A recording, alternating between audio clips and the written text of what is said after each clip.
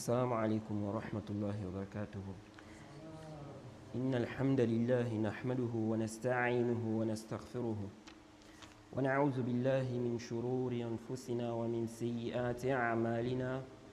من يهده الله فلا مضل له ومن يضلل فلا هادي له، وأشهد أن لا إله إلا الله وحده لا شريك له، وأشهد أن محمدا عبده ورسوله. يا أيها الذين آمنوا اتقوا الله حق تقاته ولا تموتن إلا وأنتم مسلمون.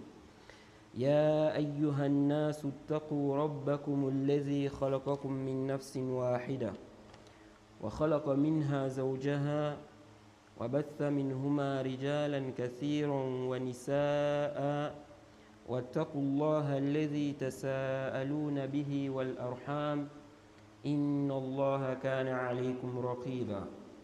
يا أيها الذين آمنوا اتقوا الله وقولوا قولا سديدا يصلح لكم أعمالكم ويغفر لكم ذنوبكم، ومن يطع الله ورسوله فقد فاز فوزا عظيما. أما بعد. Louange à Allah, le créateur des cieux et de la terre, on le loue pour tout ce qu'il nous accorde comme bien et comme grâce, et on lui demande de prier sur son prophète Muhammad sallallahu alayhi wa sallam, sa famille, ses compagnons et tous ceux qui les ont suivis jusqu'au jour de la rétribution. Celui qu'Allah a guidé, personne ne peut l'égarer. Celui qu'Allah a égaré, personne ne peut le guider. Alors nous sommes dans la traduction, n'est-ce pas, du livre du Cheikh Ubayd al-Jabiri, qu'Allah lui fasse miséricorde, qui s'intitule Ad-Dawabitu fi kayfiyati mu'amalati ahli sunnati wa ahli al-batili. Donc les critères à respecter dans la manière de se comporter ou dans la manière de traiter les gens de la sunna et les gens du faux. Donc comment on doit se comporter vis-à-vis de ces deux groupes-là. Donc les gens de la sunna et les gens du faux. Donc le cheikh ici là, il répond à des questions. On lui pose des questions et il répond à ces questions-là. Et ce livre est très important en ce qui concerne le manhaj. Parce que là-dedans, le cheikh, n'est-ce pas, il essaie de clarifier beaucoup de points, beaucoup de choses qui font parfois polémique, n'est-ce pas, entre les gens. Et bien évidemment, j'avais commencé l'explication de ce livre quand j'étais en Arabie Saoudite avec des frères. Et donc, je me suis dit pourquoi ne pas terminer ça ici? Comme des frères ont proposé qu'on fasse ça, je me suis dit, comme j'avais déjà commencé avec les frères là-bas, on pourrait terminer cela ici. Donc on va essayer de terminer ça, ce n'est pas vraiment long, n'est-ce pas? C'est quelques questions seulement. Donc ici on va commencer par la première question. Bien évidemment, comme je vous l'ai dit, j'avais déjà commencé cela avec des frères à Médine. On a posé la question au cheikh sur le fait d'affilier quelqu'un à un groupe. Affilier quelqu'un à un groupe, une secte, les Ikhwan, d'établir. Et donc le cheikh était en train de répondre à cela. Naam. Un peu le micro. Le micro.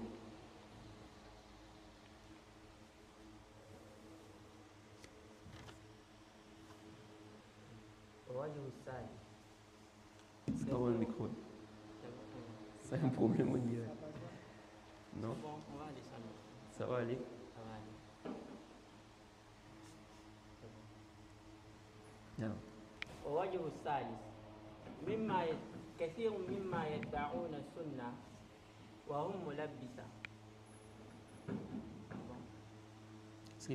ووجه الثالث كثير ممن يدعون السنة ووجه الثالث ثالث كثير ممن يدعون السنة وهم ملبسة يقلبون لأهل السنة المجن. وكيف ذلك؟ يقلبون لأهل السنة المجن. وكيف ذلك؟ نعم. بأن تكون بأن تكون عمدتهم وشواهدهم عمدتهم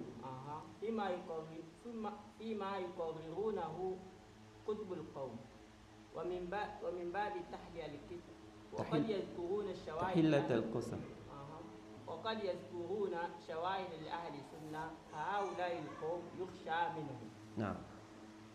لأنهم سلكوا مسلكا ليس عليه أهل السنة، فأهل السنة إذا عرفوا الكتاب بدعة تبرعوا منه وحذروا منه. نعم. وحذروا منه. نعم. Le cheikh dit ووجه ثالث. J'ai troisième aspect. Donc dans la réponse à la question, le cheikh a d'abord expliqué que ces groupes-là, parce qu'on a cité dans la question les Jama'at al-Tabligh et puis les Ikhwan. Donc le cheikh a d'abord expliqué que ce sont des groupes égarés. Ensuite, il a expliqué la règle générale chez les gens de la Sunna par rapport au fait d'affilier quelqu'un à un groupe. Ensuite, il dit وَوَجْهٌ ثَالِثٌ. Il dit كَثِيرٌ مِّمَّنْ يَدَّعُونَ السُّنَّةَ. Donc, troisième aspect à comprendre ici, il dit beaucoup parmi ceux-là qui prétendent la Sunna. وَهُمْ مُلَبِّسَةٌ. Ils sont quoi? Ce sont des trompeurs. Non. Qu'est-ce qu'ils font? Il dit ceux-là, ils tournent le dos d'un bouclier aux gens de la Sunna. Comment cela est possible? Il dit leur base, leur référence de base, ok, dans ce qu'ils propagent, dans ce qu'ils affirment. Il dit ce sont les livres des gens de l'innovation. Donc les Ikhwan, par exemple. Donc le cheikh ici dit beaucoup parmi ceux qui prétendent la Sunna sont des trompeurs.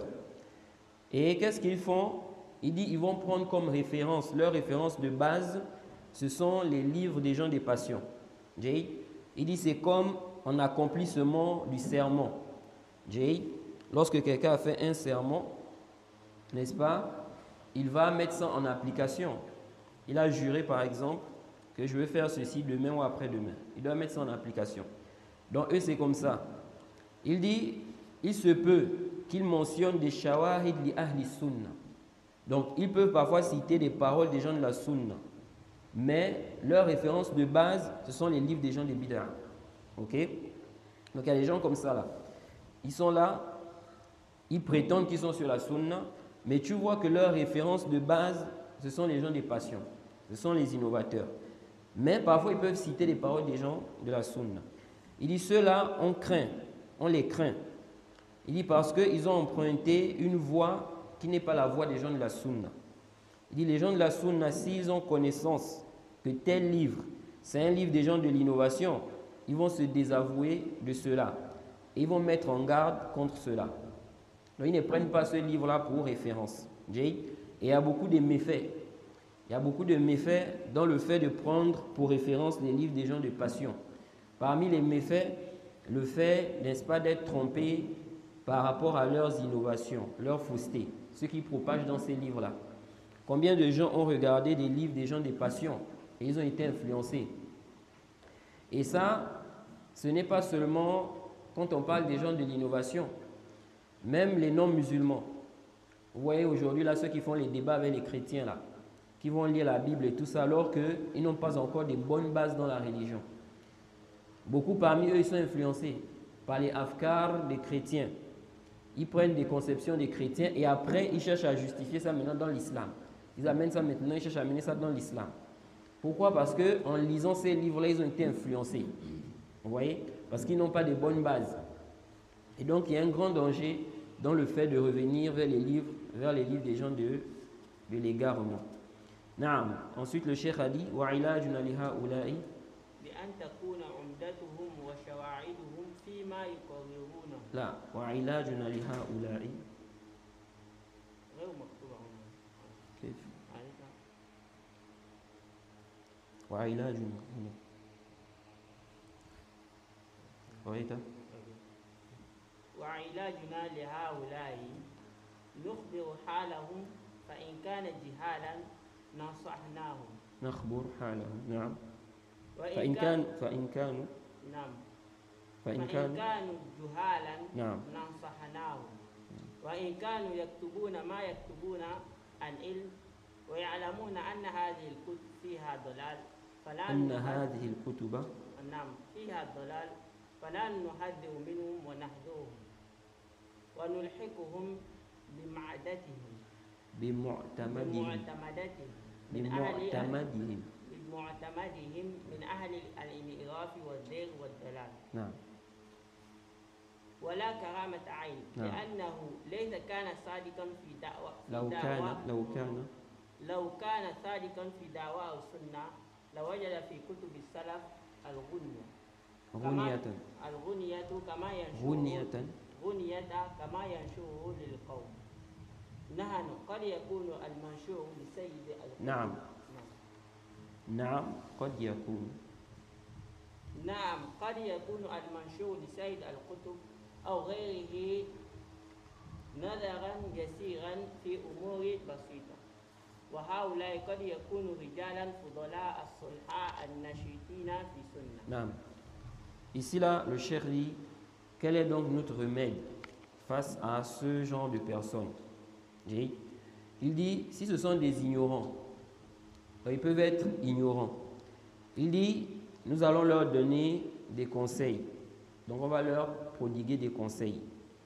Il dit maintenant, si ce sont des gens qui écrivent, ce qu'ils écrivent là, avec science, avec connaissance, donc ils connaissent la situation des égarés là. Ok? Ils connaissent très bien la situation. Et ils savent, n'est-ce pas, que dans ces livres-là, il y a des égarements. Le cheikh dit, nous allons mettre en garde contre eux et prendre garde. Et nous allons les affilier à leurs références de base. Ok? Parmi les gens déviants, les gens de l'égarement. Il dit parce que si ces gens-là étaient véridiques, il dit si ces gens-là étaient véridiques dans leur prétention de la sunna, que vraiment ils suivent la sunna, il dit ils devaient trouver dans les livres des salafs ceux qui dispensent de ceux qui sont en train de propager, des gens là. C'est-à-dire le cheikh veut dire ici, si vraiment ils étaient véridiques, ils allaient trouver, n'est-ce pas, dans les livres des salafs ce qui suffit. Donc on n'a pas besoin d'aller dans les livres des gens de l'innovation. Parce que dans les livres des salafs, il y a ce qui nous suffit là-bas. Donc il dit ici, maintenant il se peut que ce qui a été propagé par ces gens-là, ok, c'est quelque chose qui vient de Sayyid Qutb. Sayyid Qutb qui est connu pour ses égarements et malheureusement beaucoup d'égarés, n'est-ce pas, le prennent pour référence. Et c'est vraiment dommage. À un moment, je me suis même étonné, je me suis dit, mais qu'est-ce que ces gens-là trouvent en fait chez lui? Malgré toutes ces déviations, tous ces égarements, ils sont toujours là en train de le prendre pour référence et à combattre même les gens de la sunna à cause de lui. Donc le cheikh dit, se peut que ce qui a été propagé, n'est-ce pas, vient de Sayyid Qutb ou autre que lui. Et que ce qui est propagé là, c'est une petite chose en fait. Ok? C'est quelque chose, voilà, c'est pas une grande chose, une petite chose qui a été propagée. Maintenant, ceux qui ont propagé là, ceux qui ont propagé de Sayyid Qutb ou bien d'un égaré, le cheikh dit, il se peut que ce soit des gens aussi, n'est-ce pas, vertueux, des gens justes, qui sont connus pour être actifs dans la propagation de la sunna. Comme on le dit souvent, l'homme de la sunna n'est pas infaillible. Ok? On ne doit pas croire qu'un homme, n'est-ce pas, même s'il est de la sunna, il est sur la sunna, on ne doit pas croire qu'il est infaillible. Et on doit également vivre ça. Ce n'est pas seulement, n'est-ce pas, de dire ça à la bouche, mais dans la pratique, on a l'impression que tu vois que celui-là ne peut pas se tromper. Ok? Donc, il dit ici, le cheikh dit, il se peut maintenant que celui qui a propagé de l'égaré, ou même de Sayyid Qutb, il se peut qu'il soit quelqu'un qui est connu pour propager la sunna. Naam, nashiqina fi sunna, wa fi nashriha. Là, moi aussi. ناشطين في السنة وفي النشر. ناشطين في السنة في نشرها وتعليمها. نعم. والدعوة إليها والذنب عنها وعن والذب أهلها عنها والذنب عنها وعن أهلها والذب والذنب لا الذب والذنب عنها وعن أهلها والذب والذنب عنها وعن أهلها لكن يرون أن هناك عبارات هي الضربة هي ضربة للقطبيين ضربة للقطبيين وهي في مصلحة أهل السنة. Non, le cheikh dit ici, on va reprendre pour que ça soit bien clair. Le cheikh dit, il se peut donc que ceux qui ont propagé de l'innovateur ou bien de Sayyid Qutb là, il se peut que ce soit des gens qui sont connus pour propager la sunna et enseigner la sunna wa ta'limiha wa da'wati ilayha, et ils appellent aussi à la sunna. OK? Donc ça c'est parmi les choses aussi qui permettent de voir que quelqu'un est sur la sunna. On voit qu'il propage la sunna, qu'il est actif dans l'enseignement de la sunna, il appelle à la sunna. OK? La sunna telle que, n'est-ce pas, pratiquée par les pieux prédécesseurs, telle qu'enseignée par les pieux prédécesseurs, les gens de la sunna. Et non pas la sunna comme certains pensent. Parce qu'il y a des gens aujourd'hui aussi, ils disent sunna, sunna, mais en réalité, ils ne comprennent pas la sunna. Ils ne comprennent pas quoi? Réellement la sunna. Donc le cheikh dit ici, il est connu pour ça, pour propager la sunna, pour enseigner ça, pour appeler à la sunna. Wa dhabbi anha, défendre aussi la sunna. Wa an ahliha, défendre les gens de la sunna. Donc il y a tout ça. Il est connu pour transmettre la sunna, pour enseigner cela, appeler à cela, défendre la sunna et défendre les gens de la sunna aussi. Ce n'est pas quelqu'un qui est là pour combattre les gens de la sunna. Il dit sunna, sunna, sunna, mais quand on regarde sur le terrain, on voit que toutes ces flèches sont dirigées contre les gens de la sunna. Son travail, c'est attaquer les gens de la sunna, dénigrer les gens de la sunna, dénigrer les salafis. Maintenant, il dit non, je suis salafi, je suis salafi. Là, il y a un problème. Donc ici, il dit وَالذَّبِّ عَنْهَا وَعَنْ أَهْلِهَا. Il dit وَلَكِنْ يَرَوْنَ أَنَّ هُنَاكَ عِبَارَاتٌ هِيَ ضَرْبَةٌ لِلْقُطْبِيِّينَ. Il dit, mais cependant, il voit qu'il y a des expressions qui viennent de l'égaré là. C'est quoi? Ces expressions-là sont des coups durs envers les Qutbiyyin, donc les suiveurs de Sayyid Qutb là. Vous voyez? Il dit donc, c'est quelqu'un de la sunna. C'est quelqu'un qui est connu pour défendre la sunna, pour appeler à la sunna, pour défendre les gens de la sunna. Mais maintenant, ici là, il a propagé quelque chose d'un innovateur, d'un égaré. Il a propagé quelque chose d'un égaré ou d'un innovateur. Ok? Il dit, il a estimé que dans cette parole-là, il y a un rad au Qutbiyyin. Ok? Donc lui, il s'est dit qu'il y a un intérêt. Donc il a propagé ça. Il dit, Wahiya fi maslahati ahli sunna. Donc lui, il a vu que en propageant ça, il y a un intérêt pour les gens de la sunna dedans. Le cheikh dit, Fahaula'i arahum ikhwani. Il dit, ceux-là, j'estime que ce sont mes frères.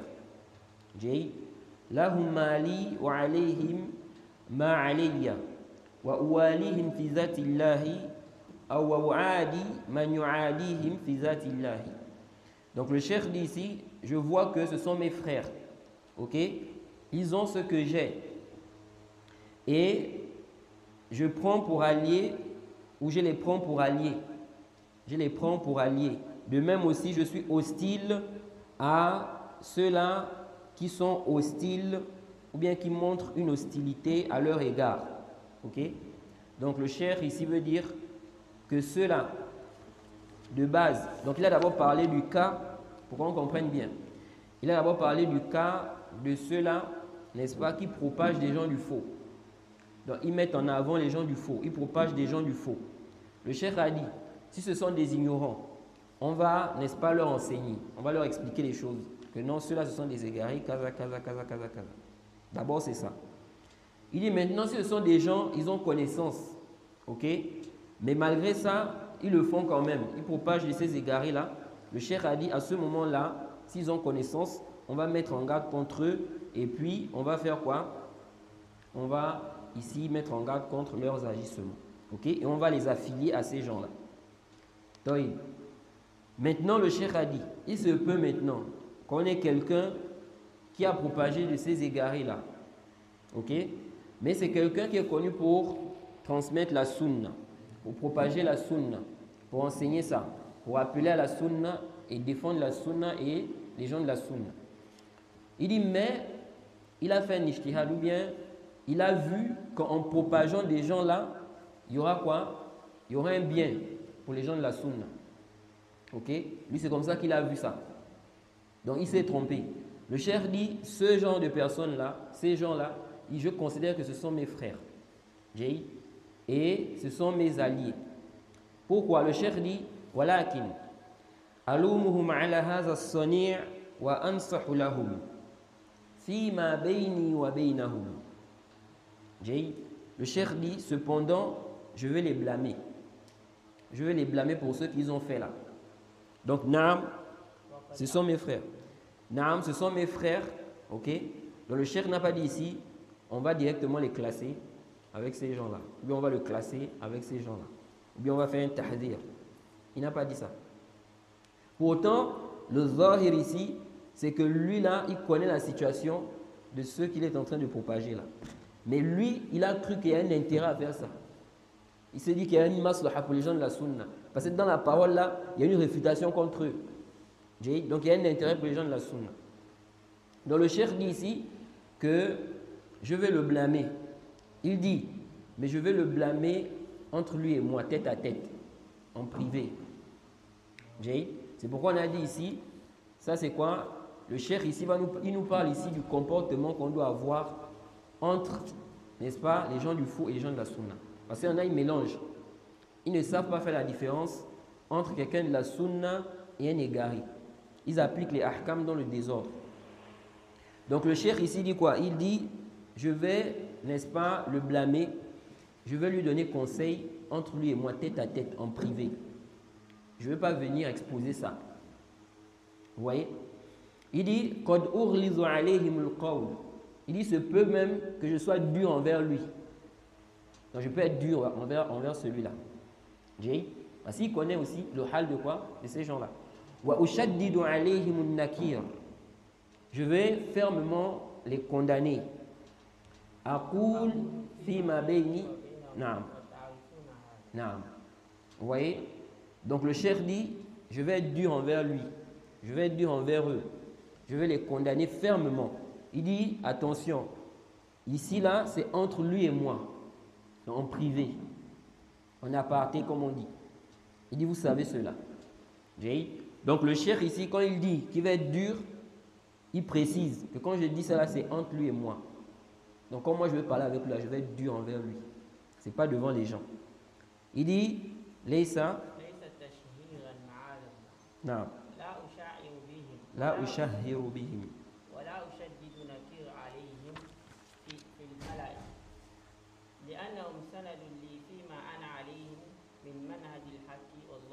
Non.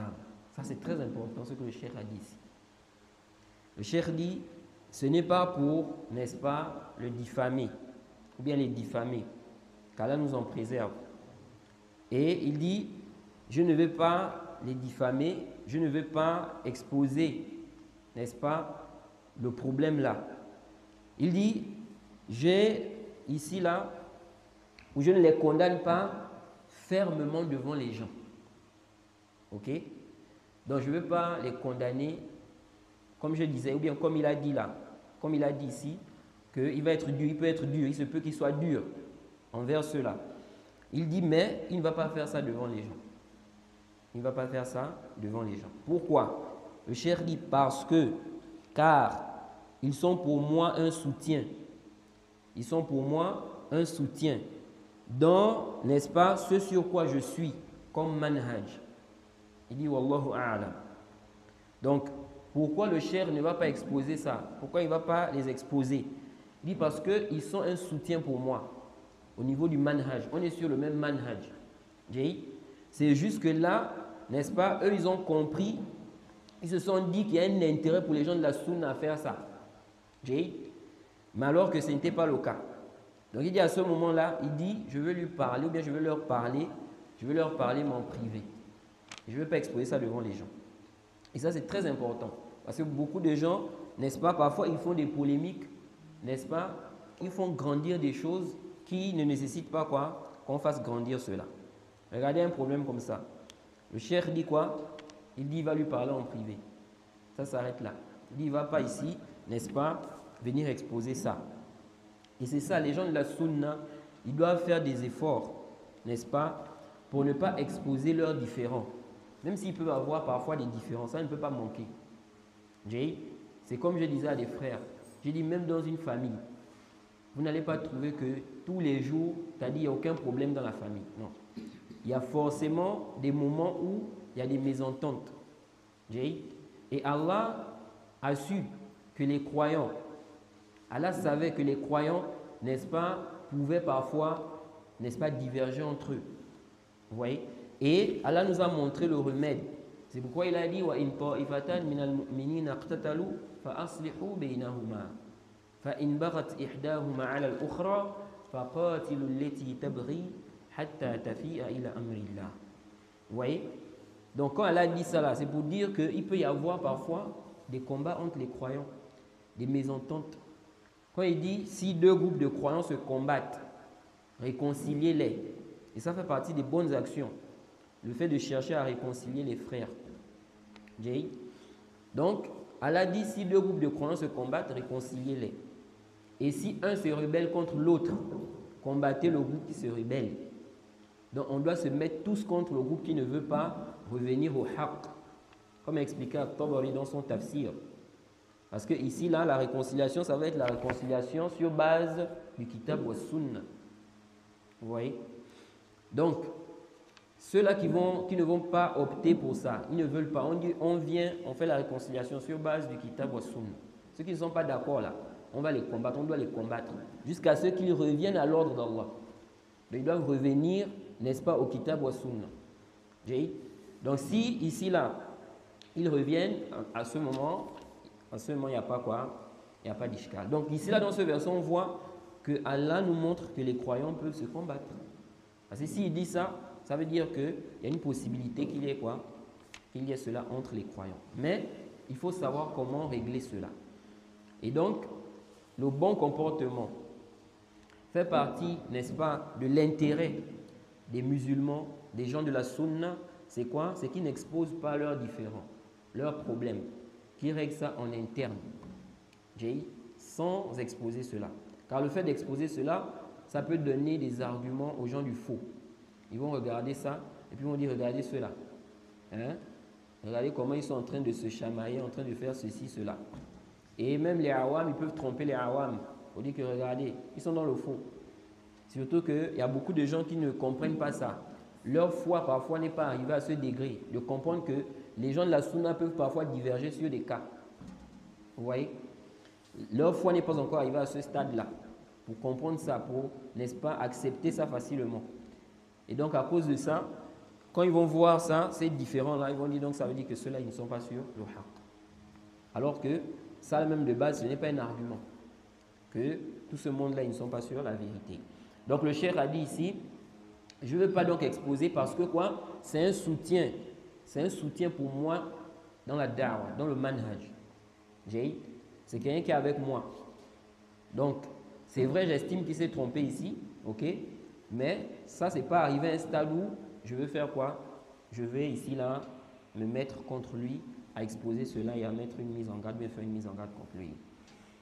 Et le fait qu'il est ici, il a vu ici que il y a un intérêt pour les gens de la sunna.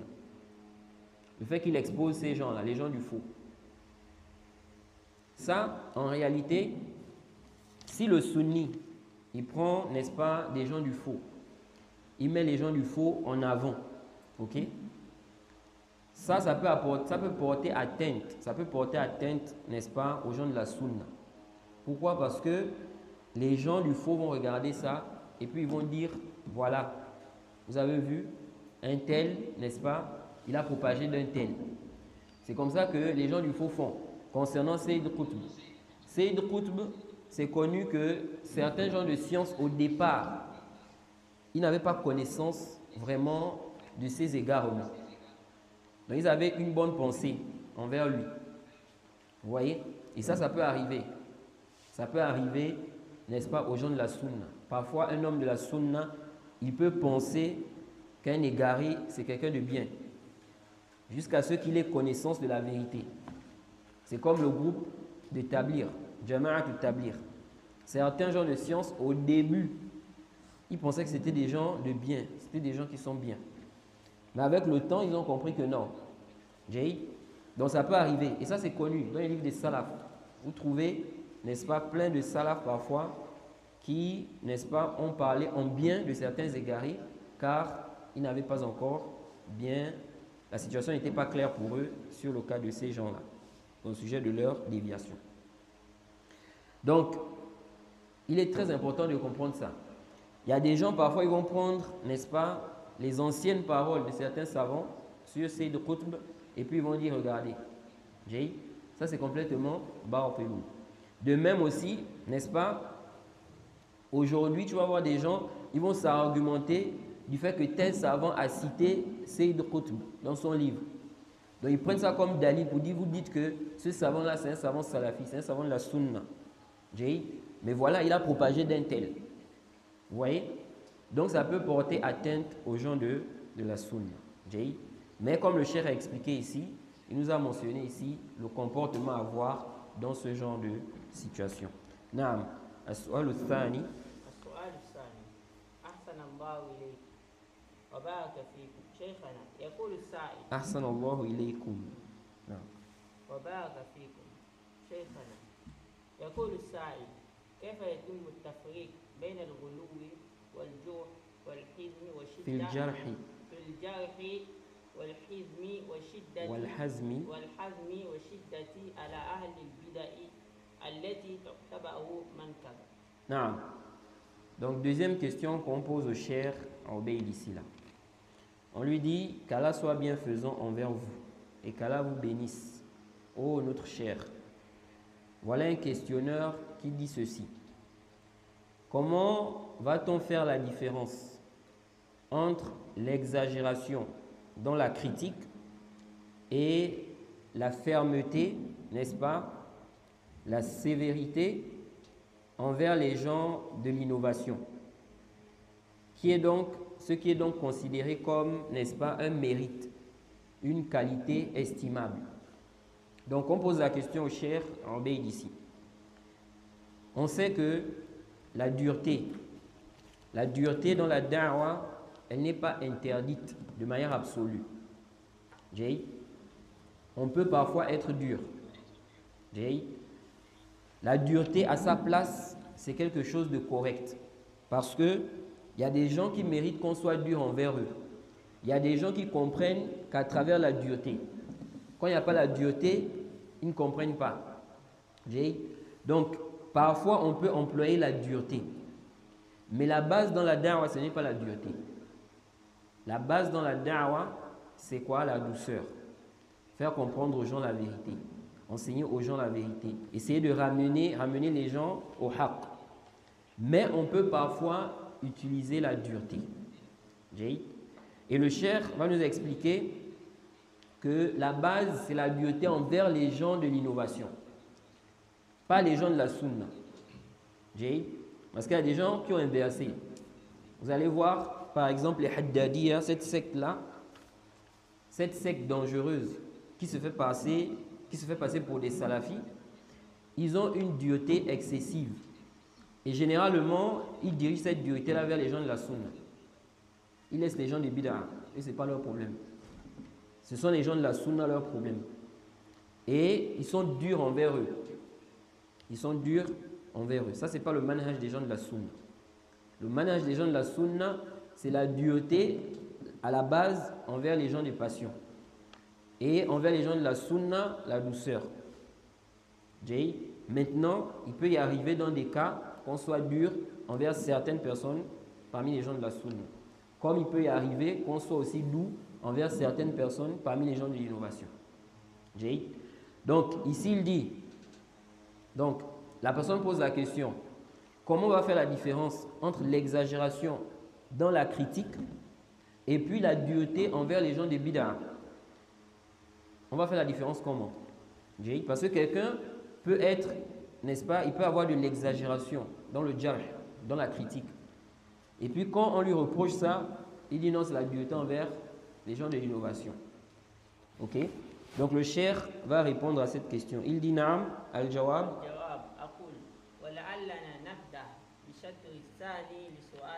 Naam. Donc le cheikh dit, ici là, on va commencer par la deuxième partie de ta question. Donc la partie concernant la dureté envers les gens de passion. Naam.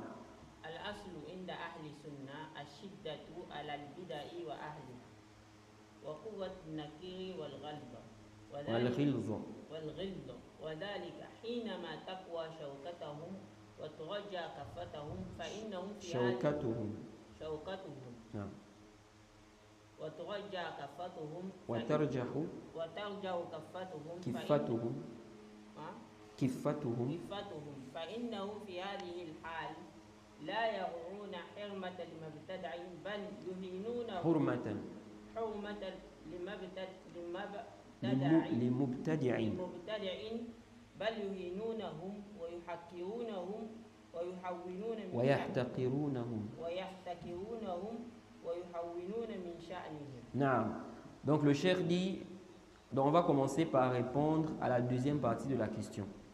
Donc concernant la dureté sur les gens de l'innovation. Le cheikh dit, en réponse à cela, il dit, la base chez les gens de la sunna, c'est la dureté envers l'innovation et les gens de l'innovation. Parce que l'innovation, c'est un grand mal dans la Ummah. La bid'a, c'est quelque chose de très dangereux. Ça déforme le dîn. Et ça fait en sorte même que des gens, n'est-ce pas, ne suivent pas le dîn. Quand vous regardez les chiites là, la façon dont les chiites se comportent là, les choses qu'ils font là, ça fait fuir des gens parfois de la religion. Parce que quand ils voient comment ils font leurs choses là, comme lorsqu'ils se blessent là, hein, ils se demandent que, ah, ça c'est quelle religion ça? Vous voyez? Et généralement, les gens du faux, ils se mettent dans des complications parfois. Ils font des choses qu'on ne leur a pas demandé. Ils font des choses à la base qu'on ne leur a pas demandé. Et donc la bid'a, c'est quelque chose de très dangereux. C'est pourquoi le prophète a dit wa sharrul umuri muhdathatuha. Les pires des choses, ce sont les nouveautés dans le dîn. Les pires des choses. C'est pourquoi les savants même disent que la bid'a est pire que le péché. Vous voyez? Le prophète a dit, il a dit wa sharrul umur. Les pires des choses, ce sont quoi? Les nouveautés dans le dîn. Donc la bid'a, c'est quelque chose de très très dangereux. Donc on doit stopper ça. On doit bloquer ça. On doit combattre la bid'a et les gens du faux, les gens de l'innovation. C'est pourquoi la base, c'est la dureté envers eux. Parce qu'ils contredisent le prophète. Ils contredisent la voix des salafs. Mais comme je l'ai dit, ça c'est le asl. Mais il peut y arriver, n'est-ce pas, qu'on soit quoi? Qu'on soit doux, n'est-ce pas, qu'on emploie la douceur envers les gens de l'innovation. Et le cheikh va nous expliquer ici cela. Il va nous expliquer. Donc il dit ici que la base c'est la dureté envers les gens de l'innovation, n'est-ce pas? Et concernant la bid'a. Et quoi? Et le fait de les blâmer de manière, n'est-ce pas, forte. On doit fortement les blâmer. Mais ça, c'est à quel moment? Le cheikh, il a dit la base, n'est-ce pas, c'est quoi? La dureté envers les gens de l'innovation. Non. Mais ça, c'est quand? À quel moment? Le cheikh nous explique. Il dit ça, c'est lorsque les salafis ont une force. Les gens de la sunna ont une force. C'est à ce moment-là. À ce moment-là, la base, c'est quoi? C'est la dureté. Pourquoi? Parce que quand les salafis ont une force là, on estime que les gens du faux là, les gens de l'innovation, le asl, c'est quoi? C'est que s'ils sont dans leurs innovations là, c'est une sorte de négligence de leur part. Ils sont négligents dans le fait de rechercher le haqq, dans le fait de suivre le haqq. Parce que les salafis ont une force. La sunna est propagée. Les salafis enseignent de partout. Les enseignements, les fondements de la sunna sont propagés. Donc à ce moment-là, on va employer la dureté envers les gens du faux. Donc il dit ici, lorsque les salafis ont une force que la majorité des gens sont avec eux. Ok? Mais si maintenant on n'est pas dans cette situation-là, vous voyez, la base, ce n'est pas ça, ce n'est pas d'appliquer la dureté. Vous êtes dans un milieu, vous êtes des gens de la sunna, mais vous êtes peu, il n'y a pas une force. La majorité des gens, ce sont des gens du faux. Des gens qui n'ont pas compris le manhaj. Maintenant, vous venez avec la dureté. Vous dites non, la dureté envers les gens de l'innovation. Le or, c'est la dureté. Là, vous allez faire fuir les gens. Vous n'allez pas faire avancer réellement les choses. Même si, forcément, où il est possible que certaines personnes vous suivent. Mais ça ne va pas vraiment avoir un grand impact. Parce que la méthodologie que vous êtes en train d'employer là, elle n'est pas la bonne. Vous avez pris ça et vous avez appliqué ça, n'est-ce pas, d'une façon qui n'est pas correcte. Donc, il est très important pour les droites de prendre en compte, n'est-ce pas, cet aspect que le Cheikh Obeid explique ici. C'est pourquoi ce livre est très important pour nous. Parce que ça nous montre comment on va se comporter avec les gens du faux et les gens de la sunna. Donc, imaginons un endroit. Vous arrivez dans un endroit. Ok, vous avez compris la salafia. Vous avez compris la salafia à travers les réseaux sociaux. À travers des droites qui sont hors de votre pays. Ou même peut-être vous êtes parti dans un pays qui est reconnu pour être un pays où il y a beaucoup de savants salafis. Donc vous avez connu la salafia là-bas, la sunna là-bas. Maintenant vous retenez dans votre pays. Là-bas les gens sont dans le djihad. Ils ne comprennent rien de la salafia. Donc vous avez dit non, la base avec les gens du faux c'est quoi? C'est la dureté. Donc vous commencez maintenant le hajj, le boycott. Donc vous vous mettez dans votre coin là. Vous êtes là peut-être à 10, je ne sais pas combien. Vous dites non, nous on n'est pas avec les Ahl Bid'ah. Les mosquées sont vides. Personne n'enseigne. Ce n'est pas qu'ils ont interdit. Hein. On ne vous a pas interdit. On ne vous a pas empêché. Les mosquées sont vides. Il n'y a pas de gens qui enseignent. Les gens viennent, ils rentrent dans la mosquée, ils ressortent. Ils ne savent même pas qu'il y a des gens là, qui sont revenus, qui sont venus, ils ont étudié, ils sont ici. Maintenant, vous êtes dans votre coin là-bas. Vous dites non, on ne va pas faire eux parce que c'est des gens qui n'ont pas compris le manhaj, nous restons dans votre coin ici. Comment vous allez faire avancer la sunna comme ça? Ça ne peut pas aller. C'est pourquoi le Cheikh Rabi, il a une très belle parole. Et Inch'Allah, peut-être on va lire ça ici là. Il expliquait que il faut faire la différence entre, n'est-ce pas, l'époque de l'imam Ahmed, où les salafis, la douille était remplie des gens de la sunna, et l'époque où tu te retrouves, où les salafis sont très peu. Il dit, les gens ont besoin d'apprendre. Il dit, ce n'est pas tout ce que vous voyez là, que vous dites non, c'est des gens du faux, c'est des gens du faux là. Ce n'est pas tout ce monde-là qui sont récalcitrants, qui sont contre. Il y a des gens, il ne sait le djihad, il ne sait pas. Si on lui explique les choses, il va comprendre. Vous voyez? Donc, les gens de la sunna doivent regarder ça. Ils ne doivent pas ici, là, appliquer des choses, n'est-ce pas, dans le désordre. C'est pourquoi le cheikh ici, il met un accent. Et le cheikh Obeid, subhanallah, pourtant, c'est un savant qui était en Arabie Saoudite. Hein. Et c'est un savant qui était aveugle. Tout ce qu'il dit là, c'est de sa tête. Hein. Ce savant-là, il a vécu en Arabie Saoudite. Un pays comme l'Arabie Saoudite, où on va dire la sunna est apparente. Les gens du faux là-bas n'ont pas vraiment une force. Même si tu peux trouver des gens qui ont des problèmes de manhaj et tout ça là. Mais tu ne vas pas trouver par exemple des soufis là-bas qui ont une force. Ils sont là à la mosquée, ils sont en train de propager leur égarement. Hein, les Tidjani, etc. Là. Donc il était dans ce pays-là, mais il a compris cette réalité-là. Et le cheikh insistait beaucoup sur ça. Il a beaucoup insisté sur ça. Je me rappelle, je lisais avec les frères, parmi les explications que le cheikh donnait, toujours dans cette série d'explications-là, il parlait du cas où, il prend l'exemple de quelqu'un qui arrive dans un pays. Il dit quelqu'un arrive dans un pays, il est sur, n'est-ce pas, il est sur le manhaj, sur la sunna. Mais il trouve là-bas quelqu'un dans le pays-là qui est beaucoup suivi par les gens. Beaucoup de gens le suivent dans le pays-là.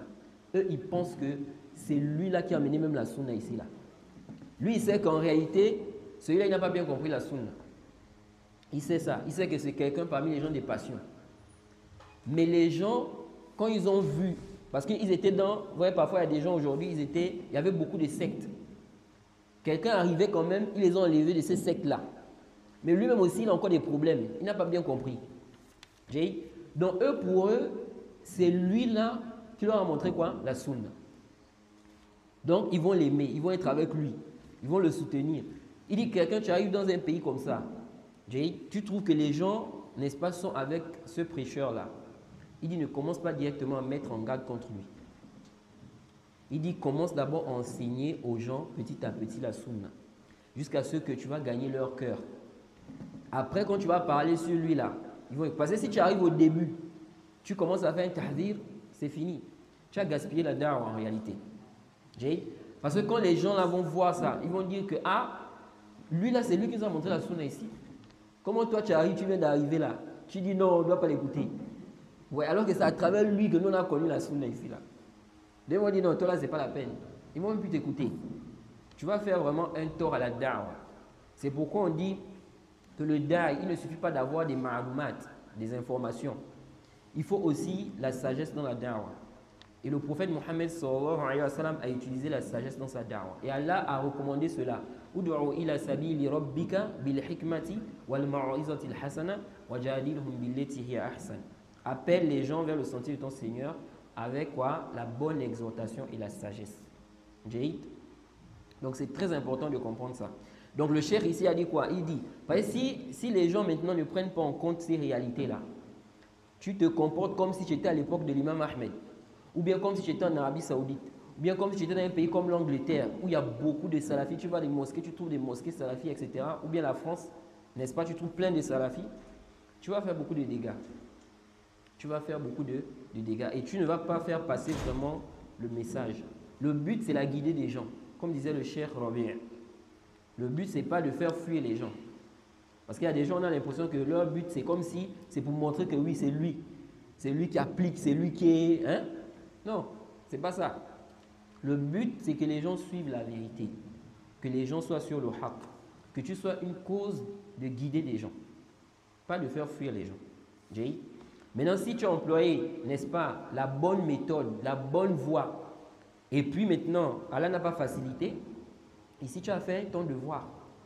Tu as fait ton devoir, tu as utilisé la sagesse, tu as utilisé la bonne méthode, mais Allah n'a pas facilité. Parce que la guidée, bien que nous soyons aussi, n'est-ce pas, des causes, mais la guidée est dans les mains d'Allah. On fait des causes pour guider des gens par l'orientation. Mais le hidayat tout tawfiq, parce qu'il y a deux types de guidés. On guide les gens à travers l'enseignement. Mais le hidayat tout tawfiq, ça c'est Allah. Vous voyez? Donc, tu as employé la bonne méthode. Si les gens n'ont pas suivi, ici tu n'es pas responsable. Mais que tu emploies la mauvaise méthode. Et puis tu dis non, on a dit la vérité, on a dit le haqq, la guidée dans les mains d'Allah. Là, tu as utilisé ici la mauvaise méthode. On prend en compte les situations des gens. Subhanallah. Regardez le prophète Mohammed sallallahu alayhi wa sallam. C'est venu dans le Sahih. On est venu voir le prophète. On a demandé au prophète, est-ce qu'on peut tuer, n'est-ce pas, tel parmi les hypocrites? Le prophète a dit non. Là, il ne devait pas le faire. Il dit, la yatahaddathu an-nas anna Muhammadan yaqtulu ashabahu. Pour pas que les gens disent que Mohammed tue ses compagnons. Regardez, hein. Ceux qui disent que non, dans la da'wah, on ne doit pas regarder, non, tu ne dois pas regarder ce que les gens vont penser, tout ça là. Ça c'est bon, je te dis ça aux frères. C'est faux de penser que dans la da'wah, tu ne regardes pas, tu ne prends pas en compte ce que les gens disent, ce que les gens pensent. Ça c'est faux. C'est pas ça, c'est pas le manhaj du prophète. Tu dois prendre en compte les situations des gens. Comment les gens vont voir la chose, comment les gens vont percevoir cela. Et ça n'infirme pas la sincérité. Sinon, on va dire quoi du prophète ici là? Le prophète ici là, on lui demande, est-ce qu'on va tuer tel hypocrite? Il dit non. Il dit pour pas que les gens disent que Mohammed tue ses compagnons. Parce que les gens là, ces hypocrites là, pour les gens, ce sont des compagnons du prophète. Eux, ils ne savent pas que ce sont des hypocrites. Parce que l'hypocrite, il cache la mécréance, il montre l'islam. Donc pour les gens, c'est quoi? Ce sont des musulmans, ils sont avec le prophète Mohammed. Donc si on commence à les tuer, les gens vont dire, regardez comment Mohammed est déjà en train de tuer ses propres compagnons. Maintenant, si vous allez là-bas, il va aussi vous tuer. Vous voyez? Donc le prophète a vu ça. Il a vu qu'il y aurait un grand mal. Il a dit de laisser. Pourquoi? Pour pas que les gens prennent ça comme argument contre sa da'wah. Vous voyez? Comme expliqué le Cheikh l'Islam. Il dit parce que les gens vont prendre ça comme argument pour empêcher les gens d'entrer dans l'islam. C'est comme ça. Vous voyez? Et donc, tout ça, ça montre quoi? Il y a plein de textes. Ça, ce n'est pas le seul texte. Plein de textes qui montrent que le prophète prenait en compte ce que les gens vont dire. Donc, dans la da'wah, tu dois regarder ça. Tu ne dois pas te dire, non, moi je dis le haqq. Je m'en fous, comme les gens disent, ou comme certains disent, je m'en fous de ce que les gens vont dire. Là. Ici, tu ne te préoccupes pas de ce que les gens vont dire lorsque tu as suivi la bonne méthode. Tu as employé la sagesse, tu as suivi la bonne méthode, tu as fait ce qui est demandé, shar'an, là, c'est fini. Ce que les gens vont dire, là, c'est plus ton problème. Mais que tu utilises la mauvaise méthode, et puis tu dis, moi, ce que les gens vont dire, ce n'est pas mon problème là. Ça, là, c'est quoi? Ça, c'est pas correct. Donc, le cheikh a dit ici, il dit, dans cette situation-là, n'est-ce pas, ils vont introduire envers les gens de l'innovation. Et ils vont les humilier, ok? Les rabaisser. Montrer que ce sont des gens qu'il ne faut pas quoi? Qu'il ne faut pas suivre. On va s'arrêter là. S'il y a quelques questions, on va essayer de répondre en fonction de nos capacités.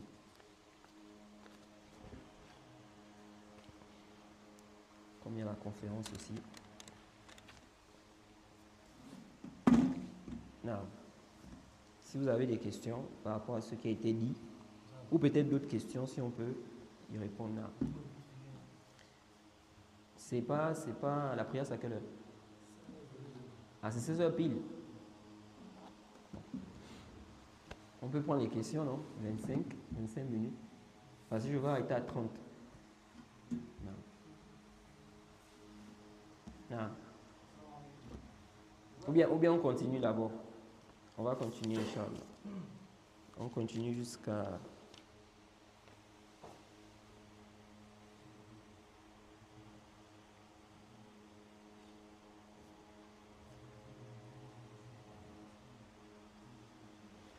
jusqu'à là où le cheikh cite le hadith de Ibn Mas'ud.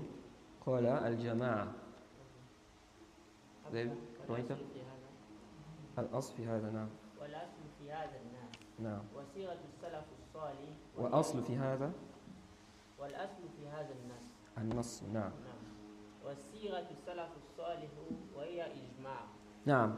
Donc le cheikh maintenant dit la base dans ce point-là concernant notre comportement vis-à-vis des gens de l'innovation.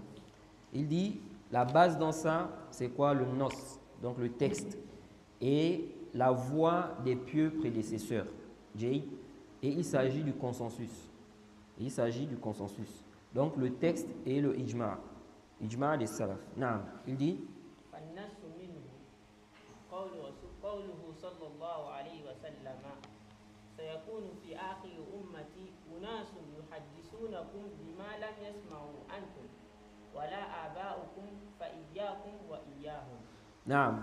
Donc le cheikh dit ici, déjà en ce qui concerne le texte, donc par rapport au comportement à avoir vis-à-vis des gens, n'est-ce pas, qui innovent dans le dîn. Ici, premièrement, un hadith. Il dit, le prophète a dit, il y aura vers la fin de cette communauté, de ma communauté, vers la fin de ma communauté, des gens qui vont vous dire des choses que vous n'aviez jamais entendues, ni vous, ni vos prédécesseurs. Prenez garde, n'est-ce pas, par rapport à eux. Donc ici, là, on voit que le prophète Mohammed, sallallahu alayhi wa sallam, nous met en garde contre des gens qui vont innover. Donc il dit des choses que vous n'aviez jamais entendues, ni vos prédécesseurs. Donc la personne est venue avec des bid'ah, ok? La personne est venue avec des muhdathat, des innovations. Ici, là, lorsque le prophète dit ce que vous n'aviez jamais entendu, ok? Ici, là, on ne parle pas des gens qui n'ont pas de ilm, des ignorants, comme j'explique souvent. Parce que l'ignorant, ce qui n'a jamais entendu, ou bien on va dire l'ignorant, il se peut qu'il n'ait pas entendu beaucoup de choses. Et donc, ici, là, on ne parle pas de celui-là. Donc, quelqu'un va venir avec des choses que lui n'a jamais entendues. Il n'a jamais entendu ces choses-là. Et il va dire, ah, le prophète nous a mis en garde contre des gens comme ça là. Non, toi tu es ignorant. Jay, tu ne connais pas. Okay? Mais ici, on parle des gens de science, des gens qui connaissent. Ils savent que les salafs n'ont jamais dit ça. Ça, là, ce n'est pas prouvé. Okay? Il n'y a pas d'argument qui justifie ça. Ce n'est pas connu des salafs. Maintenant, des gens viennent avec ça, comme des gens qui inventent des qawaïd. Ils inventent des règles. Vous voyez, comme par exemple, lorsqu'il y a des fitanes. Vous allez voir, lorsqu'il y a des fitanes, il y a des gens qui inventent des règles pour défendre, il veut défendre les gens qu'il suit. Vous voyez? Donc, il invente des règles comme ça, là. Des choses qui n'existaient pas. Vous voyez? Donc ici, le prophète a mis en garde. Ceux qui disent que non, il ne faut pas mettre en garde contre les gens du faux, là. Ici, le prophète met en garde. Ça, c'est le tahdir. Vous voyez? Et dans le Sahih Muslim, le prophète Mohammed sallallahu alayhi wa sallam, lorsqu'il a parlé, n'est-ce pas, du verset, je crois le verset 7 ou le verset 5, en tout cas au début de la 3e sourate, lorsqu'elle a parlé de ceux qui suivent, ceux qui ambigus. Le prophète a dit quoi? Il a dit إِذَا رَأَيْتُمُ الَّذِينَ يَتَّبِعُونَ مَا تَشَابَهَ مِنْهُ فَأُولَٰئِكَ الَّذِينَ سَمَّ اللَّهُ فَاحْذَرُوهُمْ. Le prophète dit, si vous voyez ceux qui suivent, ceux qui ambigus là, il dit, ce sont eux qu'Allah a mentionné là-bas dans le verset. Il dit, prenez garde. Il a mis en garde encore contre des gens qui suivent les shubhat. Il y a des gens comme ça aujourd'hui là. Vous allez voir que ce sont des gens, ils cherchent toujours ce qui est ambigu. Dans l'islam, il y a des choses qui sont claires et il y a des choses qui ne sont pas claires. Mais les gens de la sunna ramènent ce qui n'est pas clair à ce qui est clair. Donc pour bien comprendre ce qui n'est pas clair là, on repart à ce qui est clair. Maintenant, il y a des gens qui ont des maladies dans le cœur. Lui, il s'accroche toujours sur ce qui n'est pas clair. Parce qu'il veut suivre sa passion. À chaque fois, il est toujours en train de chercher les choses qui sont ambiguës. Oui, mais ici, on a vu comme ça, dans tel texte, mais comme ça. Et malgré qu'on lui explique avec des preuves claires, non. Pourquoi? Parce qu'il veut suivre sa passion. Le cœur penche déjà dans le faux, ou vers le faux. Vous voyez? C'est comme des gens aujourd'hui là, qui ont déjà des penchants pour certaines passions. Vous voyez? Comme les coranistes là, par exemple. Vous allez les voir, vous voyez que ces gens-là, c'est des gens, presque tout est halal chez eux. Presque tout est halal chez eux. Ils vont vous dire la musique est halal, ceci est halal. Même des choses qui sont connues par les musulmans. Tous les musulmans savent ça, les awam, tout le monde sait que c'est haram. Ils viennent et disent non, c'est permis. Vous voyez? Et vous allez voir que beaucoup de gens qui vont suivre ces gens-là, ce sont des gens qui, déjà à la base, ils suivent la passion. Vous voyez? C'est des gens, parfois, ils voient la religion comme quelque chose de lourd. Donc, ils veulent la liberté. Alors que ce n'est pas ça. Tu n'es pas venu sur cette terre-là pour jouir des plaisirs de ce bas monde. Tu es dans une épreuve. Tu dois te priver de tes passions pour suivre ce qu'Allah t'a demandé de faire. Et tu auras la récompense de cela. Vous voyez? Maintenant, si toi, tu dis non, tu veux vivre ici comme un libertin, comme quelqu'un qui, voilà, tout est permis, eh bien, tu seras responsable de ce qui va t'arriver. Donc, le prophète ici, il a mis en garde contre des gens, n'est-ce pas, qui suivent ce qui est ambigu. Et on a plein de textes. Le prophète a mis en garde contre les khawarij. Tout ça, c'est des mises en garde. Donc, ceux qui sont contre les mises en garde aujourd'hui, là, ils n'ont rien compris. Ils disent sunna, sunna, sunna. Non, c'est pas. En réalité, la sunna, dans la sunna, on met en garde contre les gens du faux, contre les gens des bid'a. Bon, c'est quel sunna que tu suis maintenant? Parce qu'il y a des gens comme ça, ils disent non, c'est un sunni, c'est un sunni. Mais quand on parle des mises en garde, il est contre. Comment tu es sunni, tu es contre les mises en garde? Hein? Tu ne peux pas être contre les mises en garde. Si tu dis que tu es sunni, tu suis vraiment la sunna, tu ne peux pas être contre les mises en garde. Et parmi, n'est-ce pas, les choses dans lesquelles rentrent les mises en garde, le fait de ordonner le bien et interdire le blâmable. Comme elle a dit, kuntum khayra ummatin ukhrijat linnas ta'muruna bil ma'ruf wa tanhauna 'anil munkar. Pourquoi on est la meilleure communauté qu'on ait fait surgir pour les gens? Là, vous ordonnez le bien, vous interdisez le blâmable. La mise en garde, ça fait partie du fait d'ordonner le bien et interdire le blâmable. Vous voyez? Donc ça là, on ne peut pas. Et c'est à travers ça aussi qu'on préserve le dîn, qu'on préserve la religion, qu'on préserve la croyance des gens de la sunna, des awam, en faisant les mises en garde là. Moi, je donne souvent l'exemple là. Parce que je sais que beaucoup de musulmans, n'est-ce pas, beaucoup de gens aujourd'hui là, ils sont contre les chiites. Même si vous allez voir certains qui vont lier des liens d'amitié avec les chiites, mais au moins au niveau de certaines de leurs croyances là, ils vont dire non, non, non, ça quand même, je ne suis pas d'accord.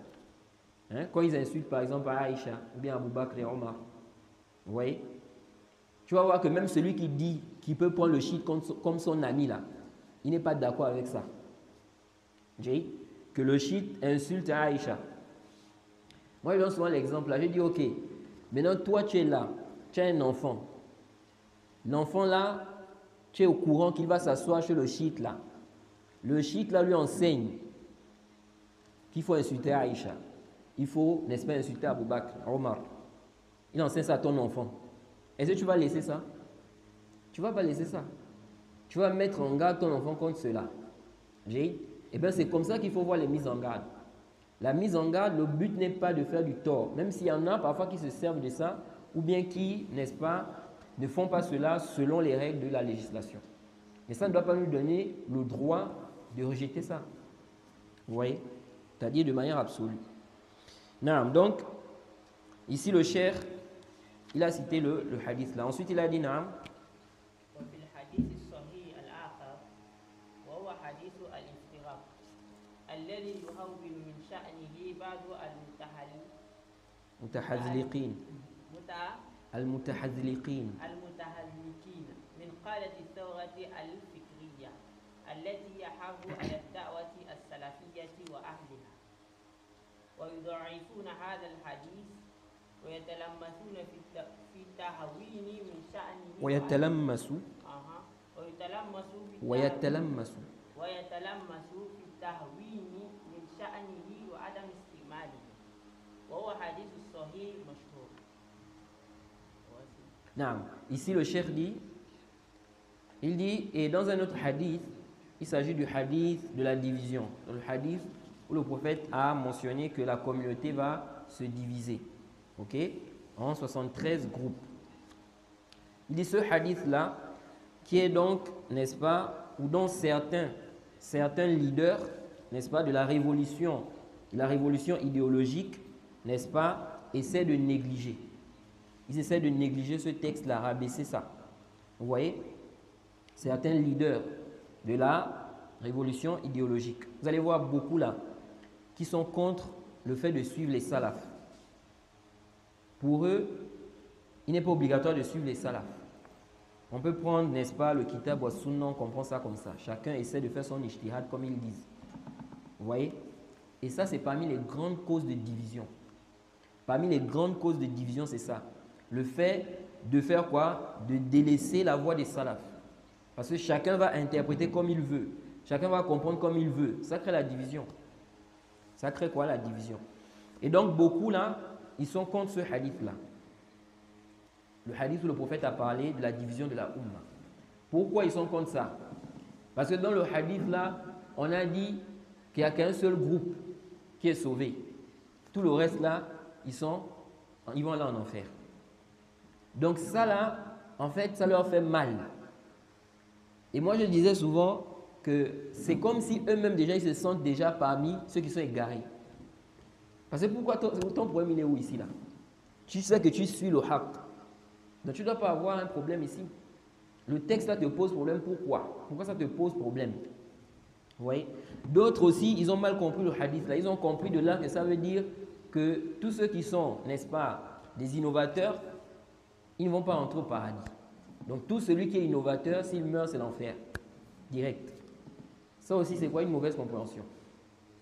Ça là, ça rentre dans les hadiths de wa'id, c'est-à-dire les textes de la menace. Et les textes de la menace chez les gens de la sunna, c'est quoi la croyance des gens de la sunna dans ça? C'est que celui qui meurt dans la chose là, pour laquelle il a été menacé, s'il meurt dans ça, si Allah veut, il lui pardonne, si Allah veut, il le châtie. Tant que quoi, ça n'a pas atteint la grande mécréance. Ok? Donc, même si quelqu'un c'est un mubtadi', il est mort, on ne peut pas affirmer qu'il va aller en enfer. Allah peut lui pardonner. Parce qu'il n'y a pas un péché. Parce que la bid'a, c'est un péché. La bid'a, en réalité, c'est un péché. Parce que c'est haram, c'est interdit. Donc, il n'y a pas un péché qu'Allah ne pardonne pas en dehors de quoi? Du shirk. En dehors du shirk. Comme lui-même, il a clairement dit dans le Coran. Donc, tout celui qui va mourir sur une bid'a, ok, il est sous la volonté d'Allah. Si Allah veut, il va le châtier. Si Allah veut, il va lui pardonner. Mais ça, c'est quoi? C'est la sentence qui montre quoi? Qui montre que le fait d'être dans la bid'a, c'est parmi les causes qui emmènent en enfer. Donc, quand le prophète dit que tous sont en enfer, sauf un groupe, c'est pour dire quoi? que ça c'est parmi les choses qui vont conduire la personne en enfer. C'est comme lorsqu'on dit, celui qui fait ceci, il va aller en enfer. Quand le prophète dit par exemple, La yadkhul jannata man kana fi qalbihi mithqalu dharra min kibr. Dans le Sahih. N'entrera pas au paradis celui qui a dans son cœur un brin d'atome d'orgueil. Taïb. Celui qui a l'orgueil, le kibr, il ne va pas entrer au paradis. Mais est-ce que ça veut dire que s'il meurt, tout celui qui est orgueilleux, bien qu'il a de l'orgueil en lui, dès qu'il meurt, directement il va en enfer? Non, Allah peut lui pardonner. Allah peut lui pardonner. Donc c'est ainsi qu'on doit comprendre ça. Ça, c'est la sentence générale. Ça veut dire que ça, c'est parmi les asbab. Parce que le Cheikh al-Islam a répondu à ça. Si on dit ça, si on dit que la personne, n'est-ce pas, est sous la volonté d'Allah, quel est alors l'intérêt de mentionner ça? Qui vont aller en enfer. L'intérêt, le Cheikh al-Islam a expliqué, c'est déjà de faire comprendre que ça, c'est parmi les causes qui emmènent en enfer. Ça, c'est l'intérêt. Deuxièmement aussi, ça permet de dissuader les gens. Afin que les gens délaissent ça, qu'ils fuient ça. Donc, ici, là, nous disons que ce hadith sur l'iftiraq, la division, ce n'est pas un hadith, n'est-ce pas, qui doit causer problème. Non, donc, il dit ici que ceux-là, ils ont fait quoi? Ils ont rabaissé ce texte-là. Ils ont un problème avec le texte-là. Le texte-là, quand on cite ça, là, c'est comme si vraiment, il commence à, voilà, il n'est pas à l'aise. Le cheikh dit ici, ceux-là donc qui sont quoi? Qui combattent la da'wa salafiyya et ses adeptes, ou bien les gens de la da'wa salafiyya, donc les salafis. Ils font quoi? Ils ont rendu faible ce récit-là. Ils ont dit que le récit est faible, c'est pas authentique. Et qu'est-ce qu'ils font? Ils cherchent donc, n'est-ce pas, à rabaisser et à ne pas l'utiliser. Donc le texte là. Et le cheikh dit ici, c'est un hadith authentique qui est connu, que les gens de la sunna ont accepté. Ils ont accepté cela, ce hadith-là. Wa min alfazihi, na'am. افترقت اليهود على 71 فرقة وافترقت النصارى على 72 فرقة وستفترق هذه الأمة على 73 فرقة كلها في النار إلا واحدة كلها في النار إلا واحدة قالوا من هي يا رسول الله قال الجماعة. Naam. Ensuite, le cheikh a cité le hadith là, ok, que beaucoup connaissent, beaucoup d'entre vous, peut-être vous tous ici là, connaissez ce hadith, où le prophète a dit quoi? Que les juifs, n'est-ce pas, les juifs se sont divisés en 71 groupes, les chrétiens en 72, et cette communauté va se diviser en 73 groupes. Tous sont en enfer ou iront en enfer, sauf un groupe. Et les compagnons ont posé la question, quel est ce groupe-là? Et regardez ici les compagnons. Eux, ils n'ont pas cherché à savoir quels sont les groupes déviants là, ici là, dans ce contexte-là. Ils ont cherché à savoir quel est le groupe sauvé. Les caractéristiques du groupe sauvé. Parce qu'il y a des gens parfois, ils sont là en train d'apporter un tashwish pour rien. De chercher à recenser, n'est-ce pas, ces groupes-là. Al-Muhim, le plus important pour toi, c'est quoi? C'est de connaître ce qui va te permettre de ne pas être là-bas, dans ces groupes-là. Vous voyez? Le groupe sauvé. Quel est le groupe sauvé? Et tu cherches à savoir, n'est-ce pas, comment tu vas faire pour être quoi? Pour être sauvé. Bien vrai que c'est important aussi de connaître quoi? De connaître les groupes déviants. Et ça permet aussi de faire quoi? D'éviter cela. Donc ici, le prophète a dit quoi? Il a dit qu'il s'agit du groupe. Il s'agit du groupe. Naam.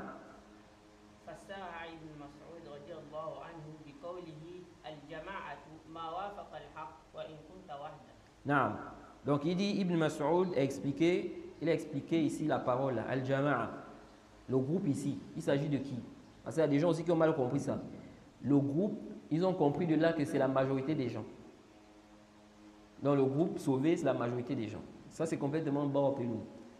Et pour illustrer la fausseté de ça, supposons quelqu'un arrive dans un village, ok?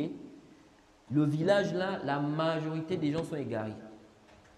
Supposons, c'est un village de chiites. Les chiites sont remplis là-bas. Bon, il arrive là-bas. Est-ce qu'on va dire ici que le groupe sauvé ici, ce sont eux parce qu'eux, ils sont en groupe. Lui là, il est seul? Non. Donc c'est faux d'expliquer le hadith comme ça. Que le groupe ici, c'est la majorité des gens. Donc parfois, il y a même des conflits entre des gens. Là, il faut être avec la Jama'a. La Jama'a, c'est qui? La Jama'a, ce sont ceux qui sont plus nombreux. Et c'est comme ça qu'ils ont compris ça. Donc si ici, on est en Jama'a, on est nombreux, on est sur le haqq. Et Wallah, je suis étonné.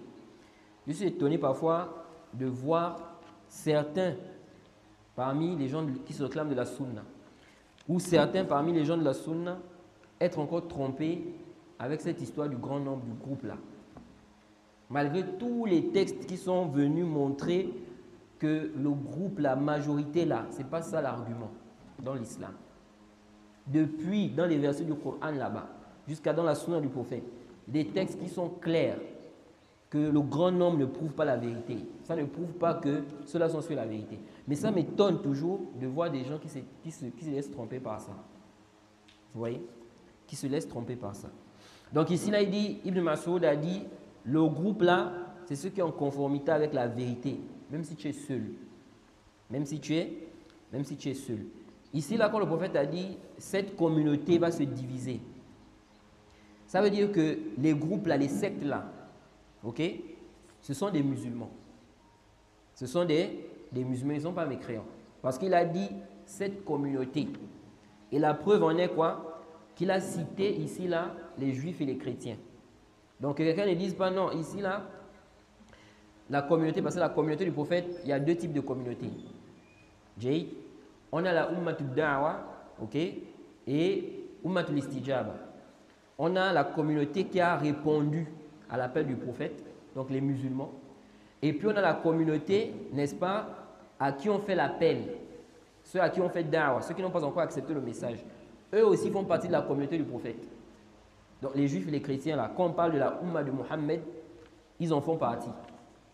Parce que le prophète a été envoyé à l'humanité tout entière. Donc ils font partie de la communauté du prophète. Mais ils ne font pas partie de la communauté qui a accepté le message. Donc il y a deux communautés. Il y a la communauté qui a accepté le message et il y a la communauté, n'est-ce pas, qui n'a pas accepté encore, qui n'a pas encore accepté le message. Donc ici, là, quelqu'un ne doit pas venir dire non, ici on a dit Ummah. Donc ça peut être aussi, ces sectes-là, on va dire que ce sont tous des mécréants. Parce que ici, Ummah, ici, ça ne prouve pas quoi? Qu'il s'agit des musulmans. On dit non. Ça prouve ici qu'il s'agit des musulmans. Ummah ici, c'est ceux qui ont répondu. La preuve, c'est qu'il a cité les juifs et les chrétiens. Okay? Donc quand il cite les juifs, les chrétiens, ensuite il parle ici de la Ummah, il parle de ça Ummah, les musulmans. Donc ici, c'est pas quoi? Ce ne sont pas des mécréants. Et ça, c'est une réfutation à une secte. Je ne sais pas s'ils sont ici aussi en Côte d'Ivoire.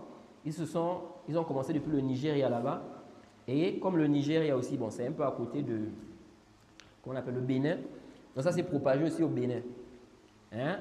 La secte de Djabata, Ali Djabata. Lui là, il dit que toute innovation, c'est de la grande mécréance. Donc l'innovateur, il est mécréant. Un innovateur, tout innovateur, il est mécréant, il devient mécréant.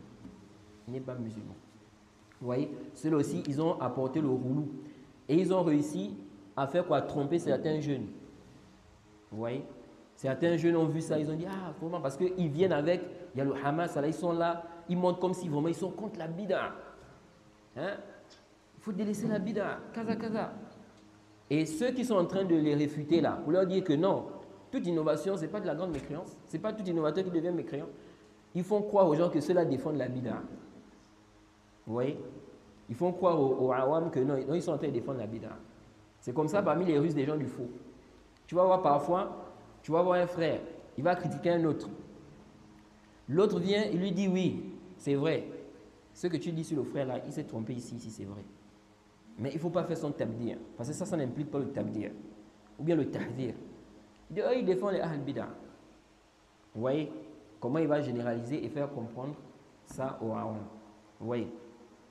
Donc ceux-là, ça c'est une réfutation. Ce hadith-là, je cite souvent ça, pour les réfuter. Il dit ça, c'est un hadith qui prouve que vous êtes dans le faux. Parce que ceux-là, les sectes-là, ce sont quoi? Ce sont des égarés, des gens qui ne sont pas sur la sunna. Mais malgré ça, le prophète a considéré qu'ils font partie de sa communauté. Et ici, il ne s'agit pas de la communauté, c'est-à-dire ceux qui n'ont pas répondu à l'appel, mais ceux qui ont répondu à l'appel. Et le même hadith-là, c'est étonnant. Vous voyez, les gens du faux, parfois, ils prennent une preuve Ils prennent ça pour justifier leur fausseté. Mais quand tu regardes bien dans la même preuve-là, il y a une réfutation contre eux dedans. Ils prennent le même hadith-là hein, pour dire que toute innovation, ça emmène la personne éternellement en enfer. Ils disent parce que dans le hadith, on a dit « Kulluha finnar ». On a dit « tous seront quoi en enfer ». Illa wahida. Vous voyez. Mais est-ce qu'il a dit éternellement? Il n'a pas dit éternellement. Il a seulement dit « ils seront en enfer ». Ils seront en enfer, ça ne veut pas dire éternellement. Ou le dalil qu'ils seront éternellement en enfer. Vous voyez? Non, donc on s'arrête ici. On va prendre quelques questions. Bi'iznillahi ta'ala. Est-ce que c'est pas mieux qu'on prenne les questions à l'oral comme ça? Qu'il écrit là. C'est mieux à l'oral, Inch'Allah.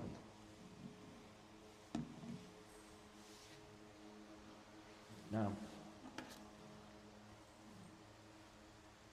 Non.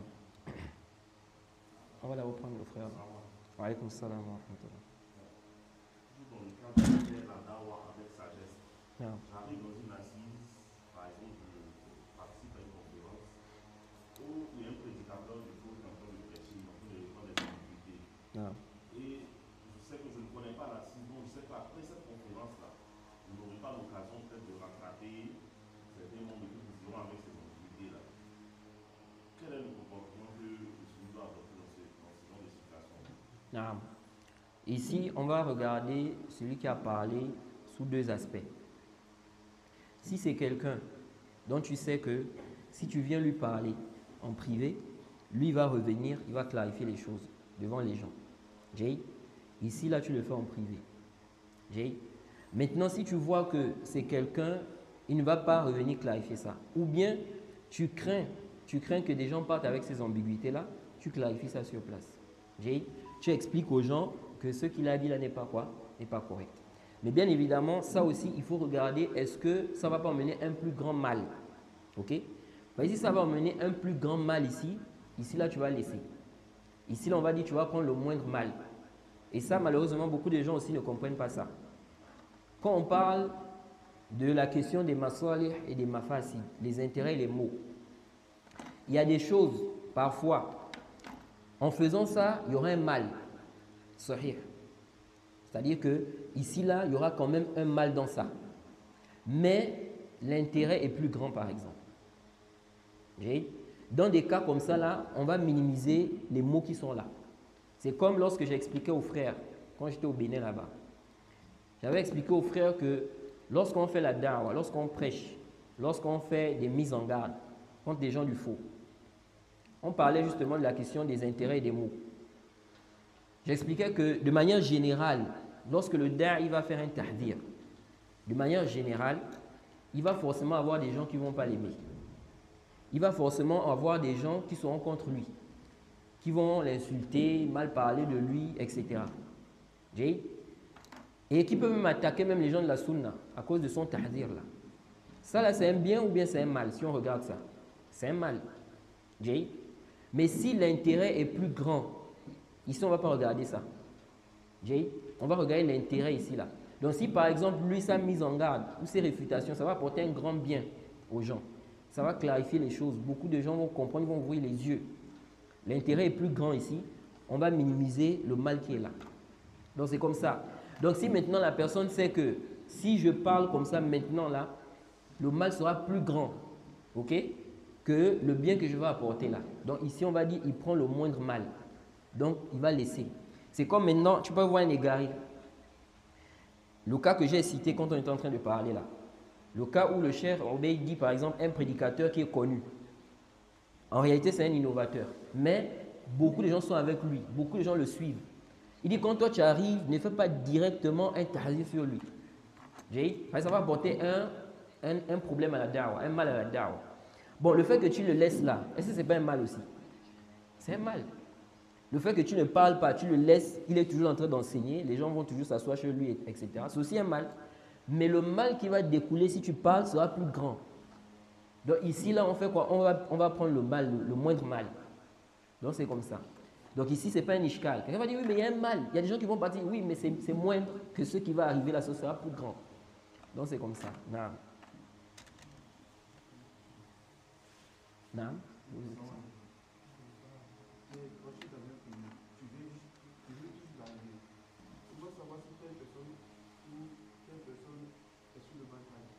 Je n'ai pas bien compris la question. Non.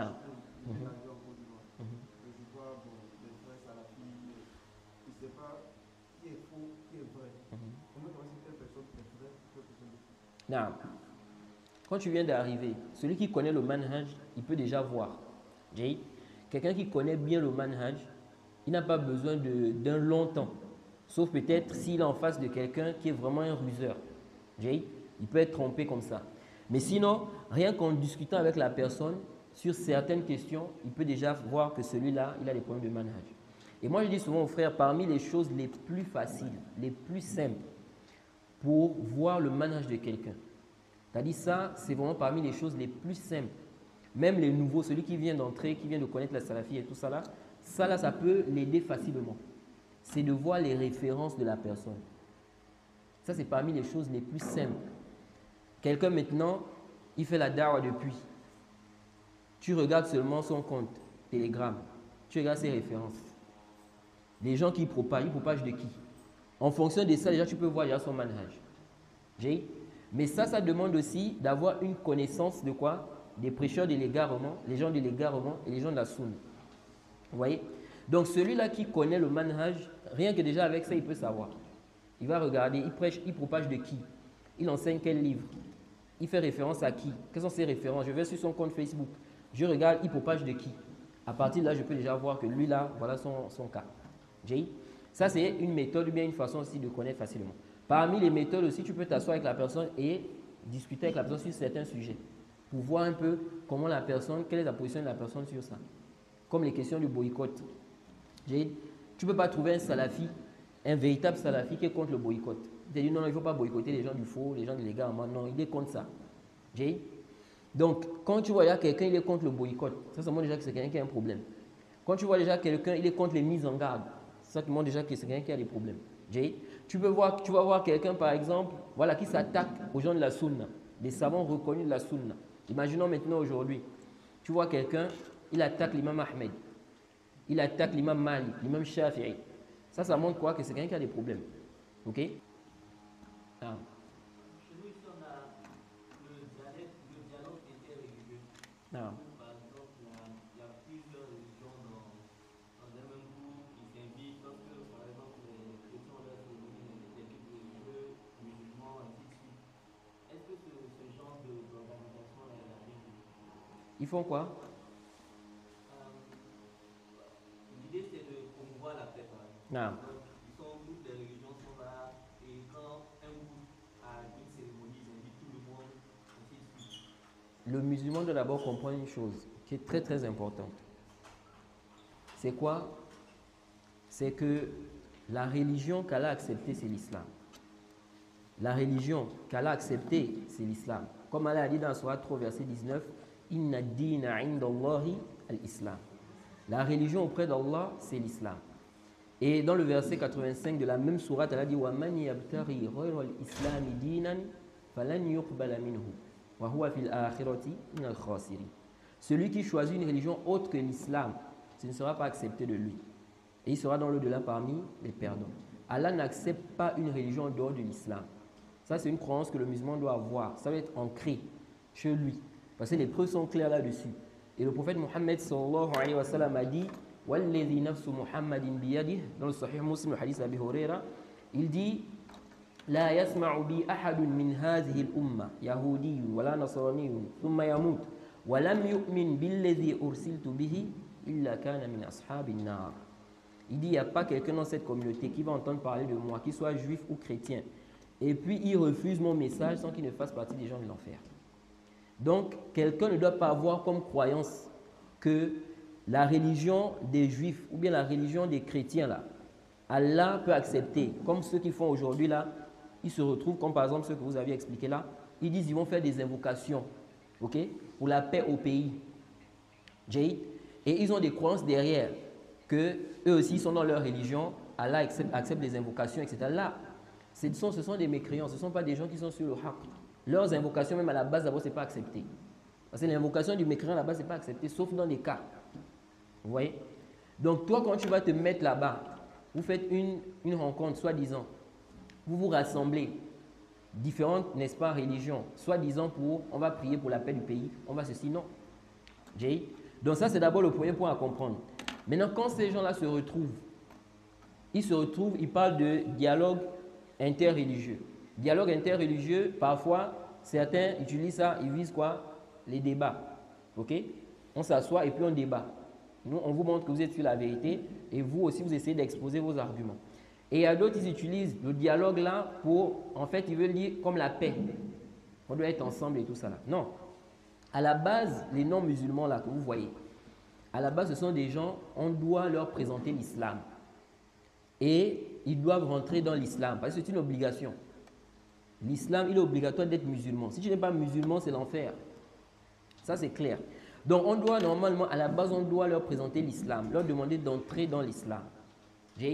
Mais le fait qu'on soit dans une situation où on est dans une situation de faiblesse, les musulmans, comme en Côte d'Ivoire ou bien dans beaucoup de pays, ils n'ont pas vraiment une force.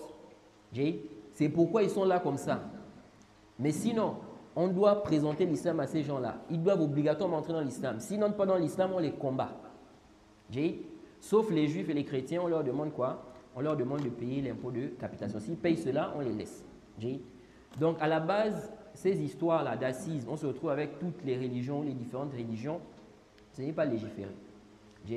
Et ce n'est pas quelque chose qui était connu à l'époque des salafs, qui se retrouvaient, les juifs et les chrétiens se retrouvent comme ça, là, n'est-ce pas, pour essayer. Et pourtant, il y avait des guerres. Et pourtant, il y avait des guerres. Mais ils n'ont pas fait ça. Donc, ce n'est pas quelque chose qui est légiféré dans notre religion. Non. Non. Vous avez évoqué 3 cas différents. Le premier cas, c'était celui qui prêchait le faux et qui était ignorant. Non. Voilà. Vous avez dit qu'il fallait l'approcher et l'enseigner. Le deuxième, c'était celui qui connaît. Il connaît. Voilà. Il fallait une mise en œuvre. Maintenant, le troisième, c'était celui qui... Quelqu'un de la sunna à la base, il connaît, oui. Et qui... Mais il s'est trompé. Il a estimé quelque chose et puis il est tombé dans l'erreur. Non. Maintenant, c'est quoi? Ce qui veut dire que les deux premiers cas-là, il fallait déjà approcher cette personne-là pour savoir s'il est ignorant ou il sait. Non, le premier cas, on peut savoir sans se rapprocher de lui, comme on peut se rapprocher de lui. Tout dépend de sa situation. C'est-à-dire quelqu'un maintenant, il est ignorant. Il a fait quelque chose, mais il est jahil. On peut, à travers des qara'in, des indices de ce qu'on sait de lui, on peut savoir qu'il est ignorant. Par exemple, je prends un exemple. Quelqu'un maintenant, tu le connais pour être quelqu'un qui n'apprend pas.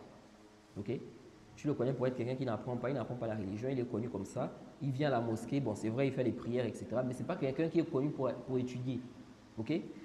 Et donc celui-là, tu peux, de ce que tu connais de sa situation, savoir que c'est quelqu'un qui n'a pas de ilm, qui n'a pas de science. Dans des cas comme ça, s'il tombe dans ce genre de choses, ça ne va pas vraiment t'étonner. Parce que tu sais que ça, c'est un ignorant. Donc lui, là, tu peux t'approcher de lui. Maintenant, il y a des cas où tu ne sais pas aussi. Est-ce qu'il sait? Est-ce qu'il ne sait pas? Tu te rapproches de lui pour essayer de voir est-ce qu'il sait, est-ce qu'il est au courant, est-ce qu'il n'est pas au courant.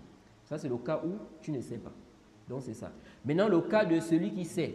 Parce que le cheikh ici, il a dit, s'ils font ça par connaissance de cause, donc ils savent. Donc, si toi, maintenant, tu as des éléments qui montrent que lui, là, il sait. Il est au courant de tout ça, là. Les roudoud, là, il est au courant. Par exemple, tu as fait les roudoud dans la mosquée, il était là. Tu as clarifié les choses, tu as apporté les preuves, tout. Donc, tu sais qu'il est au courant. Donc, ici, il ne peut pas dire non, je ne savais pas, je n'étais pas au courant. Tu vois. Donc, il y a tout ça qu'il faut regarder. Donc, tout dépend des situations des personnes. À partir de sa situation, tu vas savoir s'il sait ou s'il ne sait pas. Non. C'est bon? Ou bien, Maintenant, dans le deuxième cas et le troisième cas, c'est. Comment dirais-je? Le deuxième, là. non. C'est-à-dire, Celui qui connaît? C'est-à-dire, c'est quelqu'un que tu ne connais pas à la base. Voilà. Et le troisième cas, il est connu en tant que quelqu'un de la sunna. Non. C'est ça la différence. Ça, c'est le troisième, oui. Le troisième, c'est quelqu'un de la sunna. Mais ici, il a propagé de quelqu'un parmi les gens du faux.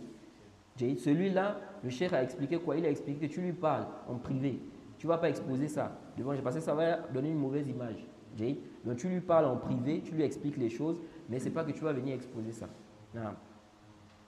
Et il a expliqué, le zahir des propos du cheikh, c'est que lui, là, il est au courant. Il est au courant parce qu'il a dit, il a vu qu'il y a une maslaha de mentionner ça, de mentionner les propos là. Non. Non. Wa alaykoum salam wa rahmatullah. Quelle attitude tenir face à une personne, par exemple, qui se réclame d'une secte? Et toi, tu connais toutes ces mises en garde-là de cette dite secte-là. Et cette personne-là, t'approchant, te pose des questions. La personne se réclame d'une secte. Oui. Réclame d'une secte. Par exemple, X, non, il se réclame d'une secte. Non. Et cette personne-là te pose des questions parce qu'il s'avère que vous n'êtes pas dans le même minhaj, comme on dit. Non. Et quand la personne te pose des questions, avec tes clarifications que tu lui apportes, la personne se dit, ben attends, je vois que je suis dans un égarement. Non. Et la personne se permet de revenir vers toi. Non. Mais quand cette personne-là retourne dans la dite secte, on abandonne totalement Ce que tu lui as dit. Voilà, Non. et puis Elle revient encore. voilà. Mm. Maintenant, quelle attitude tu peux tenir face à cette personne? Non. Là, on peut comprendre que la personne, en repartant là-bas, elle a pris des ambiguïtés. On peut comprendre ça. Si vraiment elle était vraiment sincère, que tout ce que tu lui as dit, elle a compris, c'est vraiment le haq. Parce qu'il y a des gens comme ça aussi. Parfois, ils te font croire qu'ils ont compris, mais ils n'ont pas compris. Ou bien ils ne sont pas d'accord. Mais juste pour que tu les laisses, ils vont te dire oui, c'est bon, j'ai compris tout ça, mais ils ne repartent dans son affaire. Donc ici, là, si maintenant, lui, il était vraiment sincère et qu'il est reparti prendre des choubhats là-bas, donc quand il est reparti, par exemple, il est parti, il a dit, ah, moi j'ai appris ça, ça, ça. Maintenant, les gens lui ont dit encore que non, ce qu'il t'a dit là, c'est pas ça. Donc ils ont mis des choubhats encore, tu vois. C'est pourquoi on dit que c'est un danger d'être avec les gens du faux. C'est-à-dire que celui qui a clarifié les choses là, il devait maintenant lui dire que là, à partir de là, cherche maintenant à apprendre la religion et puis écarte-toi des gens là. Tu vois, c'est ce qu'on dit souvent même aux nouveaux convertis là, les gens qui se convertissent là. On leur dit de ne pas rentrer dans les débats avec les chrétiens. Souvent, le nouveau, quand il est chaud là, il veut montrer que oui, machin, c'est l'islam la vérité, alors qu'il n'a pas encore le ilm. Et maintenant, il va prendre des choubhats là-bas. Il y a d'autres comme ça, parfois même qui apostasient. Vous voyez. Donc, quand on clarifie des choses comme ça à quelqu'un, on lui a montré le haq, que là, ça c'est une secte. Maintenant, on lui dit maintenant qu'il faut t'écarter de cette secte-là. Pour le moment, ce qu'il faut faire, c'est apprendre d'abord. Tu vois. Maintenant, si plus tard tu as de la science, etc., tu pourras maintenant réfuter ces gens-là, etc., etc. Mais pour le moment, apprends d'abord, laisse d'abord la secte là. Tu vois. Bon, maintenant, celui-là, le cas que tu as expliqué là, s'il est parti, il a pris encore des choubhats, n'est-ce pas? S'il y a une possibilité que tu lui clarifies encore les choses, tu le fais. Ça veut dire que tu le fais, tu l'appelles, tu dis, bon, tu t'es rendu compte qu'il a encore pris des choubhats. Tu vois, tu l'appelles, tu lui dis maintenant de venir, et maintenant tu vas réfuter les choubhats là. Et après, maintenant, tu lui donnes conseil de ne plus aller là-bas. De chercher maintenant à apprendre. C'est comme ça. Non. Non. Est-ce qu'il y a des étapes à suivre avant de faire, par exemple, le tabdi de quelqu'un? Et puis, est-ce que c'est réservé même aux étudiants en sciences de faire le tabdi? Non. Bien sûr qu'il y a des étapes. Il y a des étapes et malheureusement, j'ai remarqué que ici, en Côte d'Ivoire, vous avez un problème avec la question du tabdi. Depuis que c'est arrivé là. Quand je suis parti au Bénin là-bas, je n'ai pas vraiment vu ça.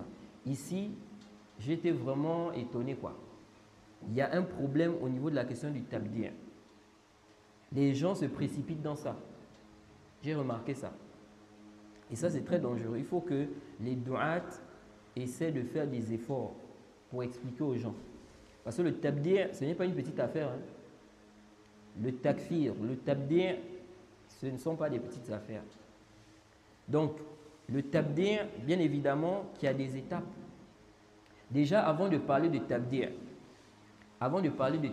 il faut déjà savoir ce qui fait sortir de la sunna, ce qui fait que quelqu'un soit un mubtadi'. Il faut déjà savoir ça. Quelqu'un qui ne connaît pas ça, il va faire le désordre. Tu ne sais pas réellement ce qui fait sortir de la sunna. Parce que tu peux considérer une chose, tu te dis que ça fait sortir de la sunna, alors que ça ne fait pas sortir de la sunna. Tu vois? À cause de quoi? De l'ignorance. Et tu vas commettre des injustices comme ça sur les gens. C'est pourquoi il faut vraiment faire très attention par rapport à ça. Les droits, c'est pourquoi dans un pays, on peut être dans un pays et on va ici être dur sur la question du tabdi'. Pourquoi? Parce qu'on a remarqué que les gens sont mutasahilun, c'est des mutasahilun dans le tabdi', dans cet endroit, dans ce pays-là. Ils sont laxistes, ils font le tabdi' avec une facilité. Et c'est comme si on boit de l'eau, quoi. Vous voyez, il y a des gens comme ça. Parfois, tu te demandes, moi je me pose la question, je me dis, est-ce qu'ils sont conscients qu'ils vont être devant Allah un jour? Parce que quand tu penses que tu vas être devant Allah, on va t'interroger. Tu fais attention à ce que tu dis. Tu fais attention à ce que tu dis, surtout sur les gens. Parce que les injustices là, sur les gens là, c'est très dangereux. C'est pas que non, c'est un péché, c'est entre toi et Allah seulement. Là, tu commets une injustice sur quelqu'un. Mais si tu fais le tabdir injustement, tu as des problèmes. Donc ici, là, bien sûr qu'il y a des étapes. Le tabdir, ce n'est pas comme ça dans le désordre. Déjà, il faut connaître les choses qui font sortir réellement de la sunna. À quel moment la personne sort réellement de la sunna. Ensuite, après ça, est-ce que celui-là qui est tombé dans ça, il est au courant de ça? Est-ce qu'il sait? Est-ce qu'il a des ambiguïtés? Vous voyez? Tout ça, on doit regarder ça. Pourquoi les savants, n'est-ce pas, n'ont pas fait le tabdir de l'imam Nawawi? Alors que l'imam Nawawi est tombé dans des erreurs qui, en réalité, ça implique un tabdir. Si on regarde ça, n'est-ce pas, à la base, ça implique qu'on fasse le tabdir. Mais aucun savant n'a fait le tabdir de l'imam Nawawi. Ceux qui font le tabdir de l'imam Nawawi, ce sont les Haddadiyya, les sectaires et tout ça. Là. Depuis l'époque là-bas, de l'imam Nawawi, jusqu'à notre époque là. Vous voyez? Donc, quand ici là, quelqu'un veut se lancer ou bien veut faire le tabdir, il doit prendre en compte toutes ces étapes là. Est-ce que la personne n'a pas d'ambiguïté? Est-ce que la personne a vraiment la science? Parce que si la personne n'a pas la science, il faut clarifier d'abord. Vous voyez? Des gens, par exemple, tu arrives dans un milieu, les gens sont dans le milieu là, ils sont dans le djihad. Et ce n'est pas des gens qui sont récalcitrants. Si tu leur expliques les choses, ils vont accepter. Maintenant, toi, tu viens directement comme ça, tu fais tabdir. Non. C'est comme la question aussi du takfir. Je disais ça à des frères là, dans notre pays là-bas. Je disais, mais vous là, vous êtes en train de faire le takfir des gens comme ça, n'importe comment au Gabon là. Je dis, vous enseignez d'abord les livres de théorie combien de fois ici là? Vous avez enseigné le théorie aux gens ici là pendant combien de temps? Vous avez même déjà fini des livres de théorie ici? Donc il faut transmettre aux gens la vérité. Ce n'est pas directement comme ça, tabdir. Et ce n'est pas tant ça. C'est pourquoi je disais aussi, parce qu'il y en a, ils ont pris la question du tabdir là, surtout ici là, j'ai vu des frères ici là, la question du tabdir là, ils ont pris ça, c'est-à-dire c'est comme si c'est, je ne sais pas quoi, une grande priorité. Et j'ai observé que c'est dû à une chouba aussi, qui est derrière. Il y en a, ils ont cru que si, pour dire qu'on ne doit pas profiter d'un prêcheur, il faut forcément qu'il soit muqtadir. Donc tant qu'il n'est pas muqtadir là, on peut encore profiter de lui. Donc qu'est-ce qu'il faut faire s'il ne faut plus profiter de lui? Il faut faire quoi? Le tabdir. Donc c'est ça leur préoccupation, c'est le tabdir. Alors que ce n'est pas ça d'abord la base. Le plus important d'abord, c'est de clarifier. S'il a des erreurs, non, c'est de clarifier d'abord ces erreurs-là. Que les gens s'écartent de ça d'abord. C'est d'abord ça le plus important. Ce n'est pas tant d'abord de faire son tabdir. Maintenant, si les conditions sont réunies pour faire son tabdir, on fait son tabdir. Oui. Et aussi, est-ce que les étudiants, n'est-ce pas, peuvent faire le tabdir? Non, les étudiants peuvent faire le tabdir. Ça, c'est aussi parmi les ambiguïtés que certaines personnes ont eues. Et ça, je peux comprendre ça aussi. Parce qu'il y a certains savants qui sont allés à dire, par exemple, pour la question du takfir, il y a des savants qui ont dit non, c'est seulement les savants qui doivent faire le takfir. Et donc, certains ont eu un peu, voilà, une ambiguïté par rapport à cela. Mais sinon, l'étudiant en sciences qui a le ilm, il a la science, il connaît les règles du tabdir et tout ça là, il peut faire quoi? Il peut faire le tabdir. Et souvent aussi, quand certains gens de sciences parlent de ces questions, parfois c'est pour fermer la porte aussi, pour éviter quoi? Le mal. Parce que quand on va ouvrir ça aussi, il se peut qu'il y a des gens aussi, ils n'ont pas le ilm. Ils vont faire le takfir n'importe comment. Ils vont faire le tabdir n'importe comment. Mais sinon, en réalité, un étudiant en sciences qui a le ilm, n'est-ce pas? Il connaît les règles de tabdir, il peut faire le tabdir. Et dans la question là même, ce n'est pas la parole de n'importe qui aussi qu'on va prendre. Il y a des gens, ils peuvent parler, on ne prend pas en compte leurs paroles. Par exemple, des gens qui sont connus pour suivre la passion. Eux, ils parlent sur les gens par passion. C'est connu de lui. C'est quelqu'un, n'est-ce pas, c'est la passion seulement. Parce que quelqu'un le contredit sur un petit point, là, c'est fini. Tabdir, directement. Il n'est pas d'accord. Même parfois, c'est une affaire de dunya. Il va ramener ça maintenant dans la question de la religion. Des gens comme ça qui sont connus comme ça pour suivre la passion, on ne prend pas en compte leurs paroles. Même s'ils disent 1000 fois un tel muqtadir, on ne le prend pas. Parce que c'est quelqu'un qui suit la passion.